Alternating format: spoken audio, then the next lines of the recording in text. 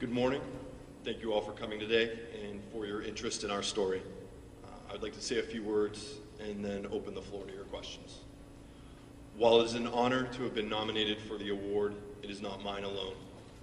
The honor belongs to every man who fought at Vehicle Patrol Base Kaler, especially to those who made the ultimate sacrifice, allowing the rest of us to return home.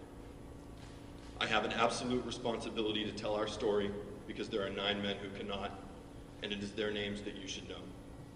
Specialist Sergio Abad, Corporal Jonathan Ayers, Corporal Jason Bogar, First Lieutenant Jonathan Brostrom, Sergeant Israel Garcia, Corporal Jason Hovader, Corporal Matthew Phillips, Corporal Pruitt Rainey, and Corporal Gunners Willing.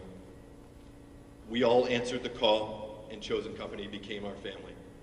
We were dedicated to each other. The life of the man next to you was more important than your own, which was most greatly exemplified by the fallen. I reflect on the courage displayed that day, and I am in awe of the men I served with. Corporal Bogar only stopped returning fire to treat casualties, myself included. Lieutenant Brostrom and Corporal Hovader braved direct enemy fire to reinforce OP topside, and asked Sergeant Stanmaroon, Sergeant Garcia, Specialist Denton, and Specialist Soames would repeat. Sergeant Chavez was shot through both legs as he helped pull a mortally wounded Specialist Abad to cover. Corporal Ayers was struck in the helmet by an enemy round and continued to man a machine gun until the end because we needed it. Specialist Scantlin moved around the battlefield, treating casualties after all the medics had been wounded. Captain Seipel and Chief Hill landed their medevac helicopter between OP topside and the enemy. Sergeant Kinney departed that bird to help casualties.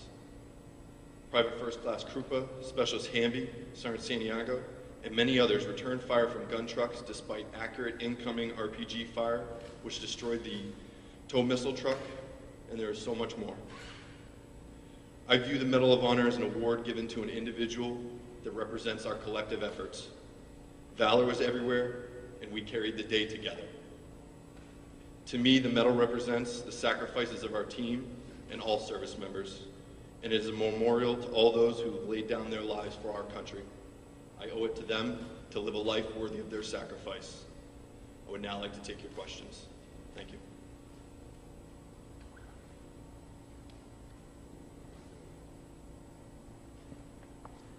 You mentioned that these men who served with you were your family. Right? You felt that they were your family. Why is that so? Combat creates bonds like I've never seen before, and after 14 months in combat, we just got to know each other so well. We could tell who we were. We could tell our friends in the dark just by the way that they walked. And we were ready to lay down our lives for each other.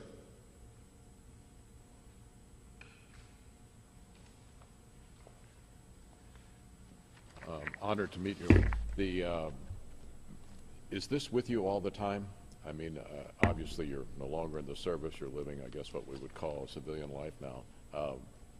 Is it with you all the time? Can you move beyond it, or do you even want to not stop thinking about it? How does it stay with you in your life?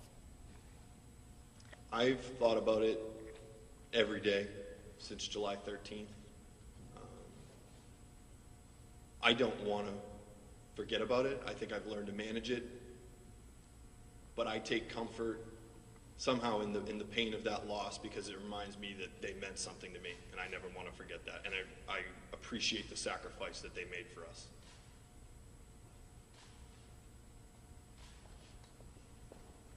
Sergeant, we've seen the descriptions of the action that day. I'm interested in what was going on in your mind. How do you prepare yourself mentally for that kind of a situation, and what's the thought process as you're experiencing it? I don't know as if there's much to mentally prepare yourself beyond the training and the bonds that we have. Going through my head that day was just that I needed to do what needed to be done, just like every other man. Everybody was doing what they could to impact the battle because of what was needed. Hi, Sergeant. Can you talk a little bit about life today and what you've been up to since that time? graduated college from the University of New Hampshire last spring. Have a 1-year-old son, 2-year wedding anniversary coming up next month. So there's a lot of guys that's the path they've followed. You know, it's great to look around and see my friends coming home and enjoying their lives. And there are many that have continued to serve. And I have a lot of respect for that.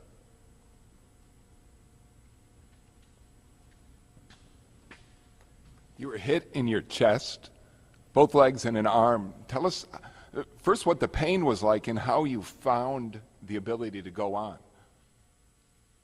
There wasn't any pain at first. It was just shock. And when I crawled to the southern fighting position and saw Bogar returning fire and Rainey and everybody else running around doing what needed to be done, and the volume of fire coming in, that for me, I just knew I had to participate. I had to do what I could to help out. I couldn't just sit there and let them bear the burden.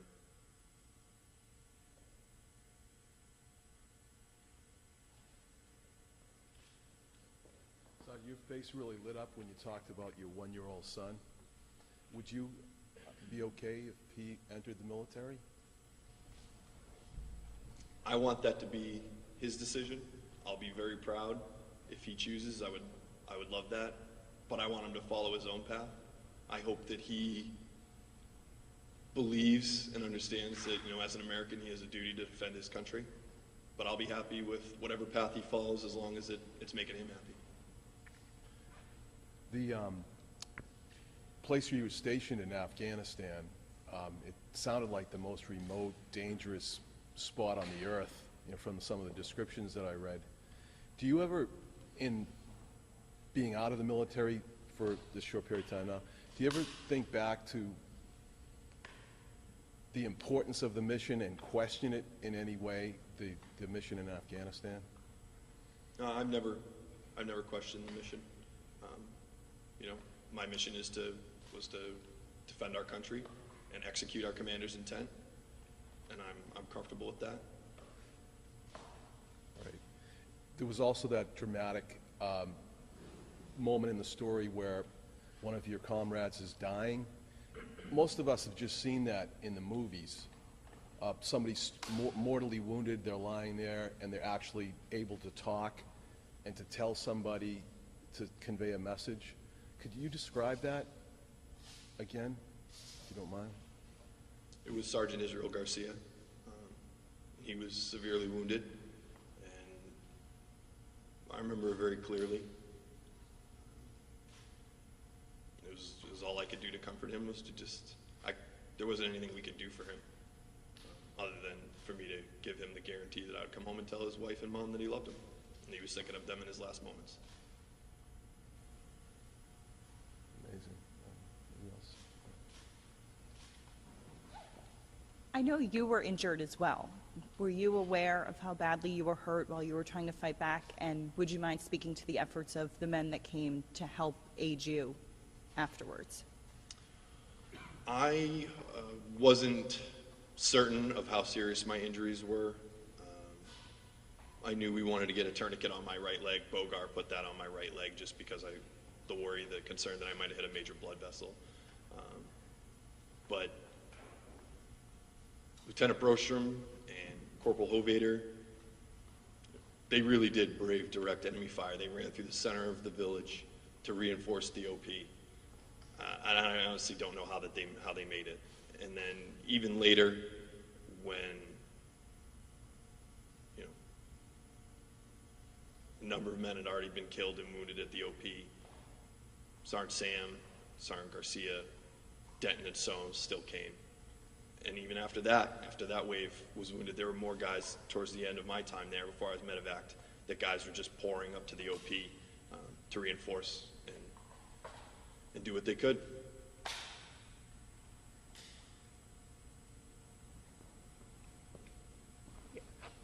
To people who haven't heard specifically what occurred that day, can you describe the sequence of events and what went through your mind as events unfolded? From the, I mean, honestly, it's a blur from the beginning of the fight, from that opening burst to being wounded. You know, it was just every man fighting with everything they had. And then finally, the Apaches, our first platoon, was able to get there. And, you know, the tide seemed to start to turn. And please describe your reaction when you heard that you were to be honored with a Medal of Honor. When I first heard it, that it had been upgraded a number of years ago, I wasn't happy about it. Never felt that I deserved it. But since then, I've you know, accepted the fact that this isn't mine, and it belongs to everybody who was there that day, because we did it together. I didn't do anything more than anybody else.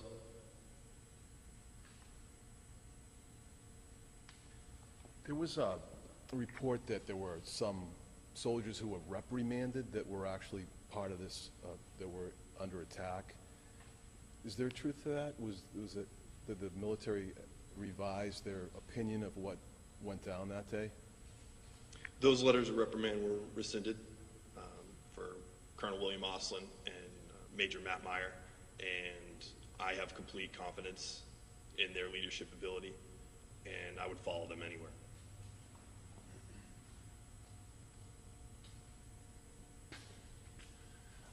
The United States is pulling out of Afghanistan. And I'm sure you read the papers and you know that we've pulled out of Iraq, and now that country is headed towards civil war. Do you worry that that might happen in Afghanistan? And if you had the ear of the president, what would you tell him to do? Those are certainly questions probably better directed to the Department of Defense. You know, I was at the tactical level, and those things weren't really things that I thought about.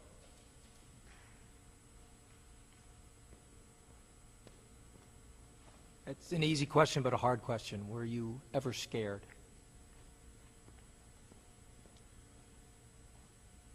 I know for myself, and I would probably venture to say this is the same for many other soldiers and service members, that my two biggest fears were always that I would let down my buddies or that one of them would be hurt. I would say that day wasn't any different.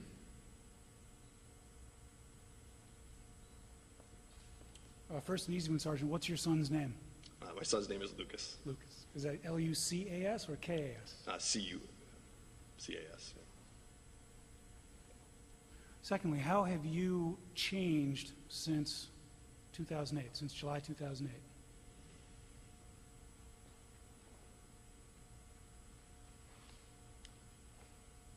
I don't know as if I have that much. I think the biggest thing that's changed is I know that I've been given a gift, and I think I have an appreciation of life that I probably didn't have before, and know now that I'm going to live my life for those that aren't here because I owe it to them. They gave me this gift, and I'm not going to waste it.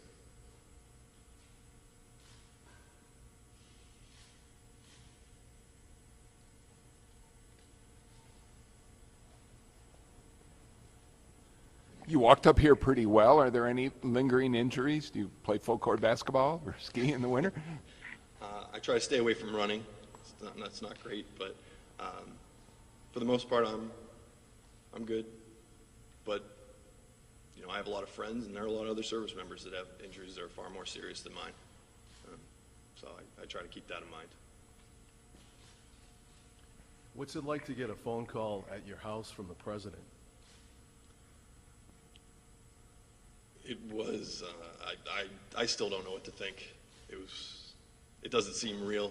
I don't remember much of what he said. I just remember me saying, "Thank you, Mr. President. Yes, sir." A whole bunch. Okay, you have a good day too, sir.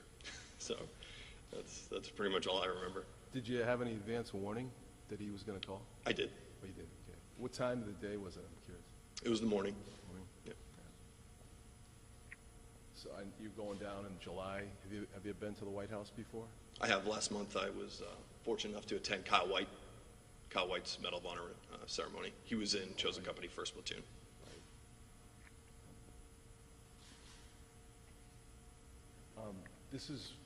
I'm from the Lowell Sun, John Collins, and I understand you went to South Egan High School too, so might have ran into you 10 years ago when you were in school still. But do you have Lowell ties? Did you grow up there? We heard you were a Lowell native? Or? I grew up there very briefly. I don't really have any ties there. Yeah. Kind of claim New Hampshire as home. Mount Vernon? Yep. Yeah. Sergeant, you've joined a very exclusive club. Have you heard from any of the other members, and what are the lessons that they're trying to teach you about how to carry this medal? I've spoken to, Kyle White, because he's a friend, and another recipient, and just trying to keep in mind, just take it a day at a time, and realize that there are responsibilities that accompany the award.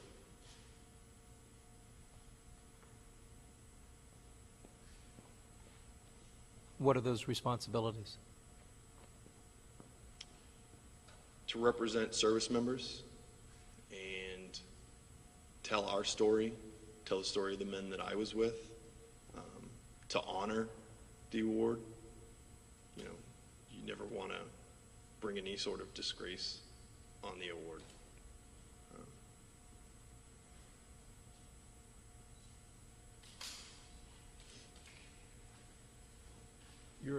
You're a man of few words, right, Ryan? Mostly. Are you kind of dreading having to retell this for the rest of your life? Because I mean, this is, as we noted, it's so few people have received this honor, and yet here you are, and you didn't ask for it, but now until you're an elderly man, you'll be asked to retell that story. I'm not dreading it. I guess I appreciate the opportunity to tell our story. And it's probably what I want to do most, but it's also the thing that's the most difficult to do.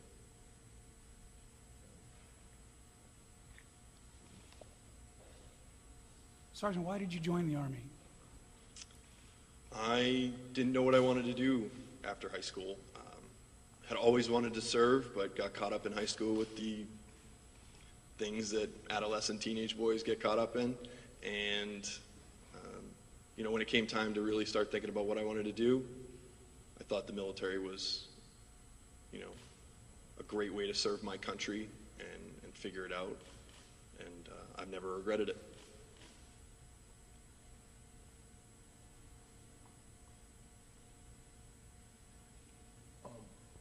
Another part, story I read, one of my colleagues in the Globe wrote a great story. Cooking grenades. That's when you pull the pin and wait a few seconds before you throw it so that they can't throw it back. How do you practice that? I mean, is that something that you did for the first time in battle, or was that go down to happen? That was the first time I ever did it in combat with a live grenade. I had actually practiced it in basic training, went through a grenade training course, and that's where I first learned about it. And that was it a live grenade in practice? No, Okay. it was a dummy grenade. Yeah. How many times did you do that in the firefight? At least 3, probably more. Did at any point in the retelling of the story, people must ask you, how many of the enemy did you get? I mean, personally, is that something that you would know? No, No. I no idea. Yeah. Primarily, you were calling in reinforcements too while you were under fire? I was relaying information to Major Meyer, who was our company commander at the time, Cap Meyer at the time. Is there anybody else that was in the fight that is also deserving of the Medal of Honor in your mind? I mean, that's something that I wasn't nominated for it originally. My commanders have, that decision was never mine. Like I said, I don't think of this as mine. It belongs to us. we earned it together.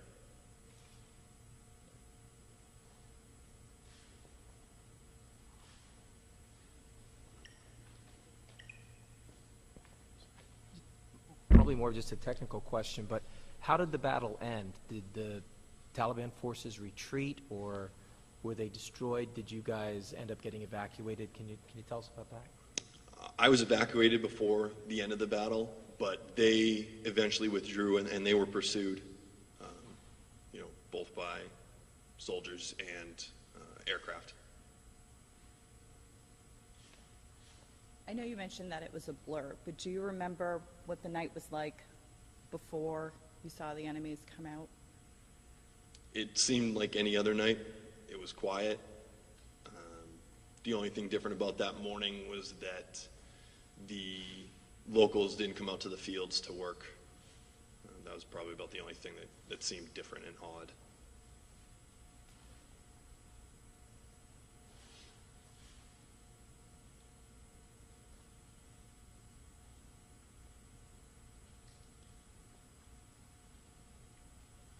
How many other battles did you do in your 14 months? And I guess this was your last day, and then you were going to ship out. Could you tell me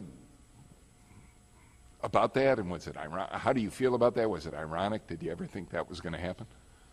Yeah, it wasn't my last day. That was probably within the last 3 weeks of our deployment. But it's one of those things. There's no pause in combat. You're not done until you leave the country. And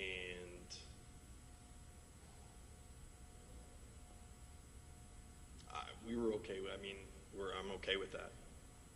How many other battles have you been in your 14 months? I don't. Well, more than one. But that was the nature of that area. Our company wasn't the only one that saw a fight. Battle Company, which has been in the movie Restrepo and upcoming Korengal, and our Able Company, every company saw fighting. So we weren't alone in that. And we certainly weren't the only ones to see fierce fighting. I think every unit did. Every company lost a soldier. For me, my injuries, I knew that I couldn't perform at the level that I would want to. And that was kind of it for me.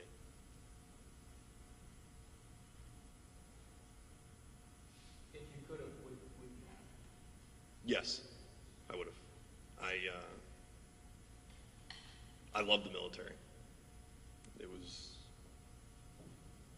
the greatest thing I've ever done in my life, and it was the honor of my lifetime to serve with those guys. And I would do it all again. Sergeant, I don't want to be too repetitive, and I know you're very humble, but can you walk us through a little bit again about the course of events and what you were able to do that night? Well, from the initial onset of the battle, I was wounded in the opening volley of RPGs and hand grenades that came into the OP. Really, at that time, I was a little shell-shocked, and the other guys that weren't, like Rainey and Ayers and McKeag and Bogar, continuing to fight. And then I finally moved to the southern position and got a little bit of treatment. And then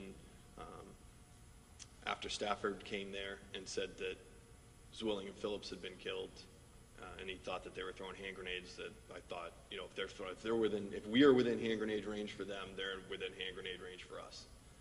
And so then I moved back out, and really, from that point on, I was just trying to keep up with what everybody else was doing. That's what motivated me. That's why I really don't think that I did anything differently than anybody else. And also, can you talk a little bit about the specific injuries you sustained? Yep.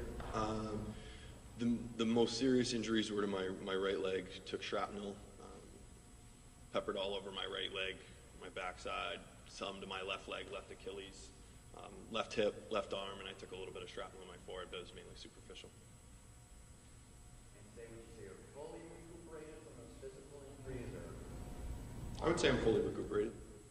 They did a phenomenal job at Walter Reed, putting us back together and so many other service members, that it's amazing.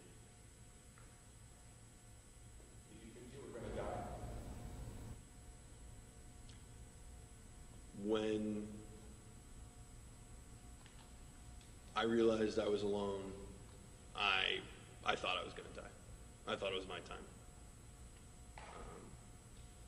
But my biggest concern is that I knew that I didn't want to be taken alive.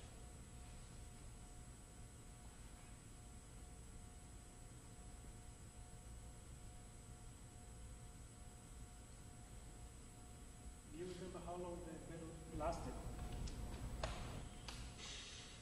I was only there for an hour and a half to 2 hours, but it went well on after that.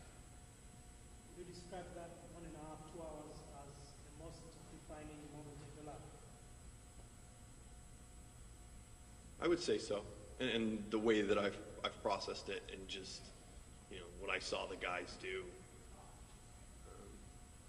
I guess whenever I'm having a tough day and I think things are hard, I just try and think of what everybody went through that day, and then the guys who don't get to have tough days anymore. So I try not to complain.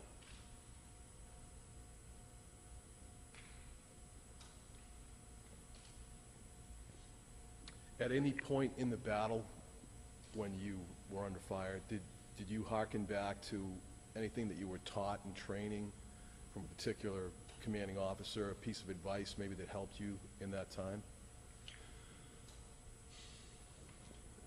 Consciously, no, but it's there.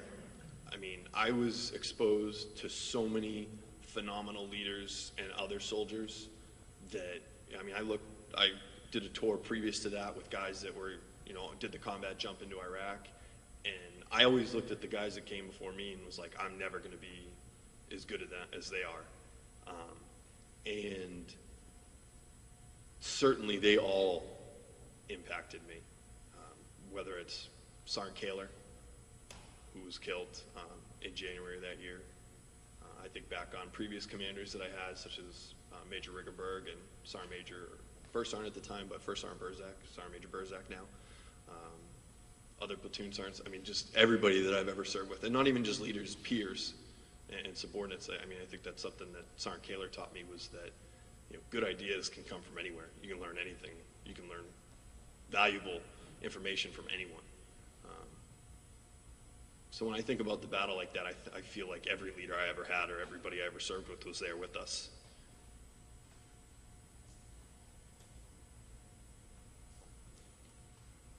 Do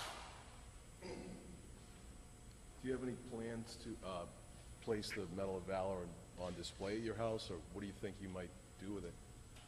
I haven't given that any thought. I'm taking it one day at a time.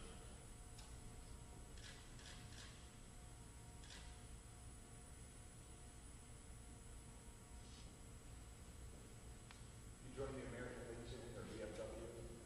So I'm a veteran. I think I am a lifetime member of the VFW. I haven't joined the American Legion. I'm a member of the 173rd Airborne Association.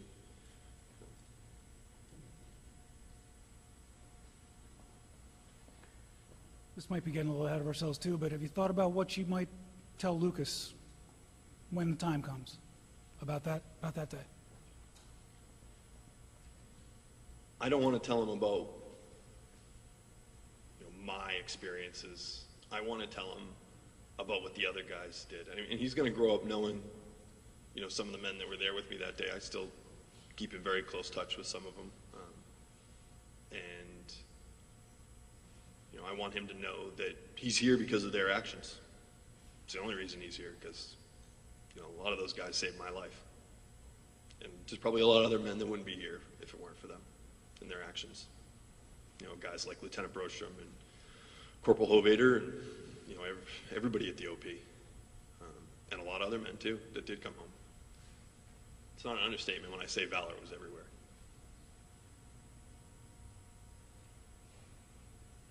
You talked about how, is it Sergeant Garcia and his dying words, and about talking to his mother, he wanted you to talk to his mother and his wife. Did you end up doing that, and what was that like? I was able to speak with Leslie Garcia and Mary Cruz.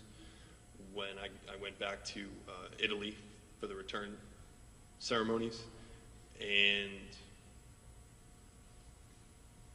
it was certainly emotionally challenging, but I owed it to him. And I'm glad that I was able to carry out, his last wishes. And that, what was really important is that his family knew that he was thinking of them in his last moments and that he loved them. Not anything to do with my level of discomfort.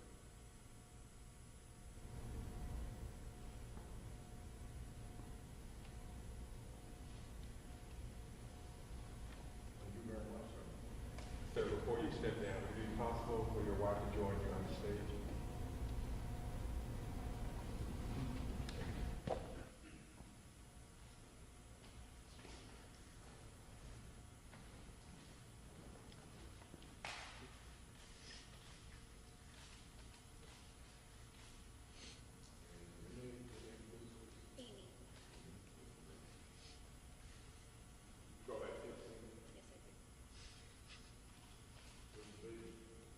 He's in daycare. How does it feel to have a medal honor recipient for husband?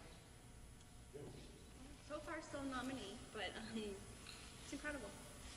It's amazing. How do you feel about this whole experience? It's overwhelming.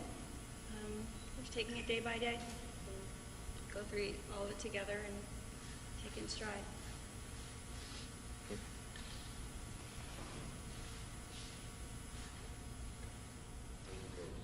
Thank you. You gave us some names at some point. You mentioned a lieutenant, a Corporal Bauer, I think, Kyle. Could you give me their full names? So the fallen were Specialist Sergio Abad, Corporal Jonathan Ayers, Corporal Jason Bogar, First Lieutenant Jonathan Brostrom, Sergeant Israel Garcia, Corporal Jason Hovader, Corporal Matthew Phillips, Corporal Pruitt Rainey, and Corporal Gunnar Zwilling. Okay. Thank you very much for coming here today and taking an interest in our story, and it certainly is our story, not mine. This award belongs to every man that was there that day, and I wouldn't be here if it wasn't for them. And it was the honor of my lifetime to serve with them. Thank you.